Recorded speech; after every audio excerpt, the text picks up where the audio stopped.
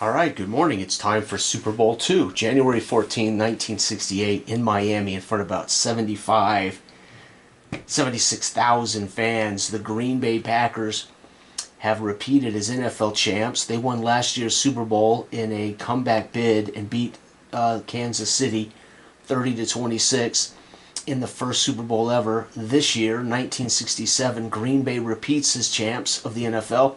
The Raiders, who had a miserable early beginnings in the AFL, by 66, 67, they were starting to show what they would be for the next 20 years. The Raiders come in here, a dominant AFL force, and the Raiders raid out, again, using the historical files provided by Rodney, the Time Sports History. Oakland is an A+A, and Green Bay is like they were last year, a B, A+. So Green Bay did not just repeat in both results, but the quality of their team stayed a B and stayed an A+ on defense. The Raiders are an A+A. Now, of course, that's AFL competition, but we don't care. This is the Super Bowl. We don't know, right? Like real life, people said, the AFL is like semi-pro ball, good luck. And then Green Bay seemed to prove that out until something remarkable happened in Super Bowl III, and I won't spoil that. So the Raiders come in here, Green Bay comes in here, a B versus our A. Remember, the plus here just denotes that they're in the top 5% in offense or defense in history. So the Raiders are, so Green Bay's a B versus our A, so B versus A is D. Green Bay definitely worse than they were against Kansas City. They were a C against Kansas City. Oakland is an A versus an A. That's going to be a C. So the big bad silver and black Raiders, my favorite team in pro football, has been since the day I was old enough to stand up and say, "Who's that?" Saw my brother had painted an image of Fred Biletnikoff. My oldest brother was a Raider fan, loved Fred Biletnikoff, Kenny Stabler.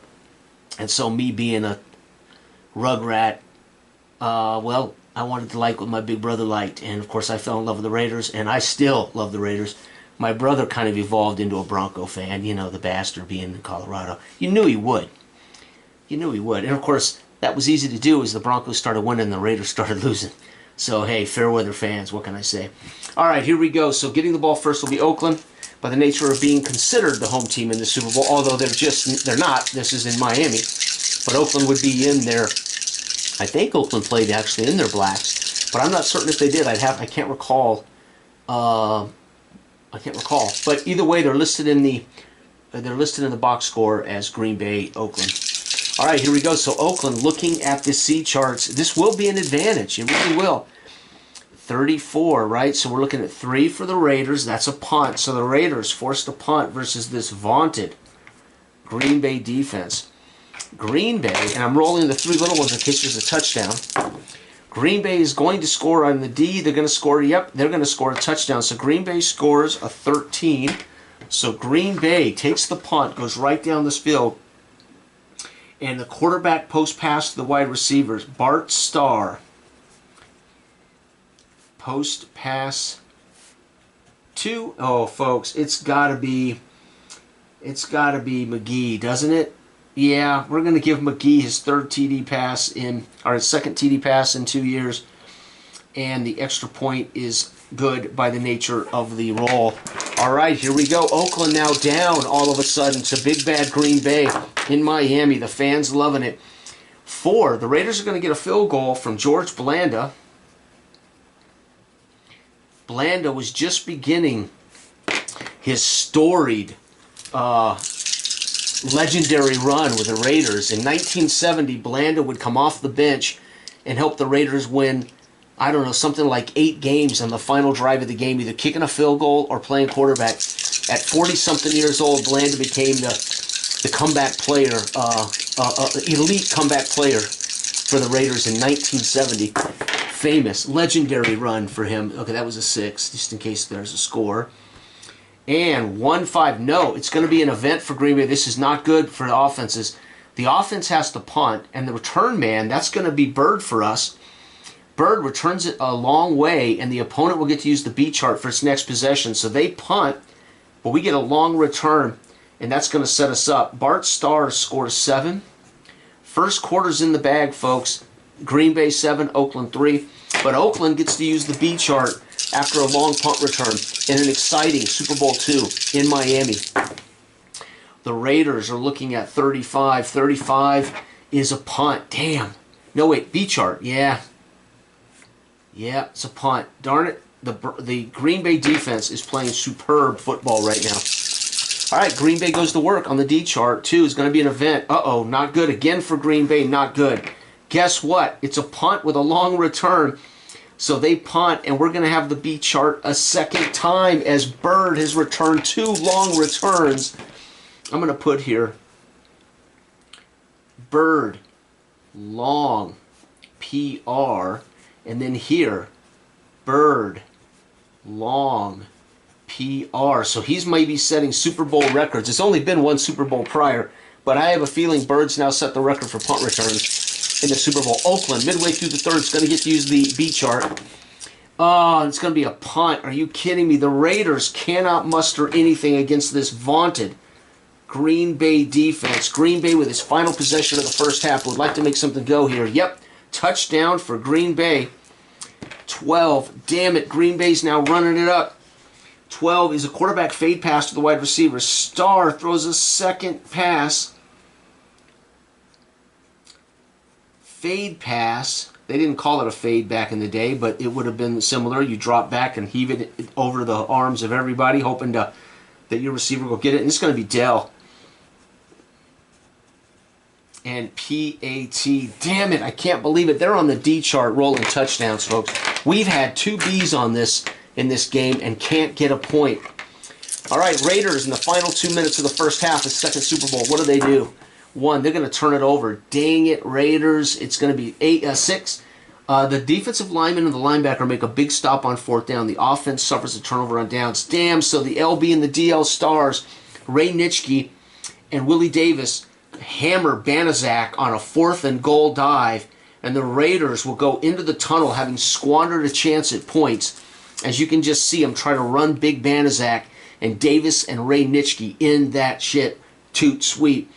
Green Bay 14, Raiders 3 at halftime. Holy cow, folks, things are not looking well for my Raiders. Green Bay, after Vince Lombardi gets a little water, has a little a powwow with his quarterback, Bart Starr, tells Bart, keep doing what you're doing. This is what we talked about all week in game and film study, Bart.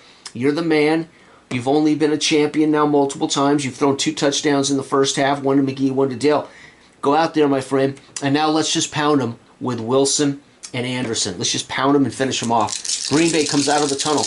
Opening drive of the second half of Super Bowl II. They're going to turn it over, and they're going to have a turnover on downs. So somewhere on the field, the DL of the Raiders and the top star linebacker hammer Wilson in the backfield. He does not convert on a 4th and short, probably around no man's land, maybe 33 or so. Green Bay thinking they could convert, keep eating the clock, and maybe go on to score a 3rd touchdown. But the Raiders find a way to make a big play. The Raiders now have to start scoring. We need a 5. No, we're going to punt again. The Raiders are completely bamboozled by the Green Bay defense as the Mad Bomber, Daryl LaMonica, can't find Miller, Wells, Bolitnikoff, Miller, Cannon. He can't find any of his guys, especially Wells and Miller. But Wells is their deep threat. He would love to hit a bomb with the Mad Bomber. Oh, touchdown, Green Bay.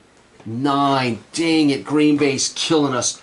Running back power sweep. Remember Vince Lombardi at halftime said, let's go out, let's pound them, let's get it done. Power sweep into the end zone. PAT's good. And Green Bay's now made it 21-3. And the last drive of the 3rd quarter, the Raiders turn it over. Event.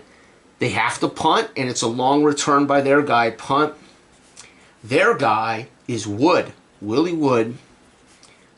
Long punt return. And that's all they needed was to start the 4th quarter in B territory.